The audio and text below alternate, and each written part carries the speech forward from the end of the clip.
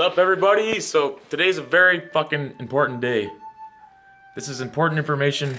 If I would have known this shit when I was 18, 17 years old, I'd be a goddamn millionaire. So just please listen. And now, before we get into this, I just want to let you guys know, I'm not claiming to be any sort of kijiji expert, or this is how you have to do it and this is the only way.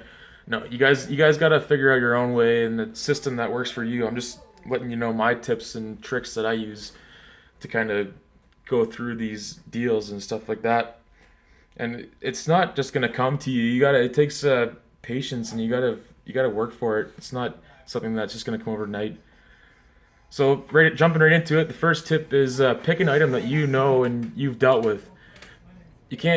Don't just copy what I'm doing, because I buy Volkswagens and wheels and tires and bikes, and for me, I know these items, and I know when I'm buying something I can make money on it. So tip number 2 will be seasonal items, and this is my favorite and probably the most important tip you'll get from this YouTube video. Basically, when something's off season, people, for some reason, they think it's worth less, and nobody's looking for these items. So you basically have the whole market of these items to yourself, and you can lowball everybody, and in some cases you'll be the only person messaging these people, so you can pick up items for next to nothing. It's incredible. So tip number 3 will be, basically, you want to lowball everybody. Find 10, 15, 20 items that you like, and just cut the prices straight in half and just offer half of what they're asking. You're always going to find those people that are just looking to get rid of this item, and they don't care anymore. They just want it gone. It's taking up space. It's an eyesore, and then you can just come and scoop it up for next to nothing. Tip number 4 will be, you gotta act quick. These items, people, you know how kijiji works. They don't want you to waste their time. Just tell them, listen, I have cash. I'm willing to come tomorrow or today and pick up this item. Don't waste their time. Just be straight up and just go get it. But that being said, don't just buy garbage. You gotta do your research and make sure this is an item, and if you need to, get them to send you a few extra pictures of certain areas of the item that you're looking to buy. So tip number 5 will be, once you get the item, you gotta repost it and take good pictures and make a good ad. A lot of the time, things on Kijiji aren't selling because people make garbage ads and take garbage pictures. You gotta take a picture in a way where somebody can look at it and kind of be like, oh, that's cool. That looks really good, and I want my life to be like that, and I want that in my life. You can pick up a car that has shitty pictures and give it a quick little bath and clean the interior and take some quality pictures and flip it and make $1,000 in one day. It's not that hard. People make complete garbage ads. These aren't professionals on Kijiji. They're just random people. Tip number 6 is, once you have the item and you posted it, be patient. You gotta wait. Don't just keep dropping your price, and don't be like everybody else. You just gotta wait. A lot of the things I sell, I completely forget I have them on Kijiji, and then one day somebody's like, oh, well, you take this, and it's a good offer, and I'll just be like, yeah, fuck, come get it. There's always going to be the people that are willing to give shit away for really cheap, and there's always going to be the people that are willing to pay good money for items, as long as you post a good ad and make the item look tip-top shape. You can't post garbage pictures and expect to get a good return on these items. So in reality, this is manifestation. I'm turning dreams into reality, and I'm buying items that I want to use and I like. For example, I bought this bike last year for $2,200, and at the time I think it was retailing for right around $3,000 or so. And the guy bought it for his wife, and she didn't like it, and he bought her upgraded pedals and upgraded grips and upgraded the brakes to Guide R's, which is a downhill performance brake for this bike.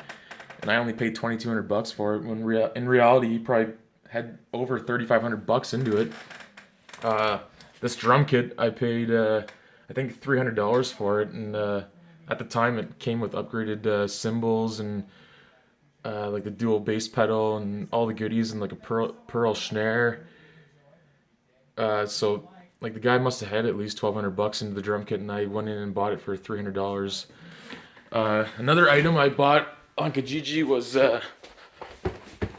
my Speedster 150 Sea-Doo boat. I paid $9,000 for this boat, and at the time, like the comparable boats on Kijiji I was looking at were selling for like 16,000 for like the same condition. And this is the 215 horsepower model with the supercharged engine, so it's a real gem with only 90 hours. We drove up to North Bay to buy this thing, but it was worth the drive any day. And turns out my buddy from high school moved up there, and he was actually working at the shop that maintained it, so I got all the records, and it actually even had the supercharger rebuilt recently, which is like a few $1,000s. So I paid $9,000, and I can easily, I'll use it for 2 years and still sell it for $14,000 or $13,000 when I'm done with it. So just little things like that. You can use it for a couple years and still make money on it, and you get to enjoy it. So that's just the message I'm trying to get across, where people are just going to work and wasting their fucking time, and you got to make your money work for you. You can't, like, what are you doing with your fucking money? Like, half these people are broke that I know and don't have fucking anything to show for it. Alright, so I just want to show you guys a quick example of what I'm talking about. Like, this is a good example of an ad. It's been posted for like a few months now, and like right off the bat, I see this picture. He put his cover photo as a dark picture of the interior, so it's right off the bat. It's looking good. So the funny part, this is actually my old car. So like, check out the pictures. Like, I mean, pretty garbage pictures. Doesn't really show off like the engine. Like the engine, I put it in. It's a pretty nice fucking engine swap, and he didn't even take a picture of the engine. And like, it has a Giles injection pump and everything, and it doesn't even like show it in the description. Like, all his description said is selling 1992 Golf in good condition. The only problem the car has is a broken brake line. I selling the car because I just bought a house and I need the money for the house. So like, he doesn't have any sort of description really of like the specs of the car, and I would say garbage pictures. Like none of these really show off any like it has nice suspension and a nice engine bay, and like, I could go in and probably get this car for, I would offer him like $1,500 to start, and maybe get it for like $1,800, and it's a great fucking little car. All right, so just one more last tip is you always got to be refreshing and looking in your category, and looking every day, finding those new posts, because people will post things they don't know what they have, so they post them for like ridiculously cheap prices, and you can just scoop them up, and sometimes those are the best ones to find. Just keep an eye on that, and just always be looking.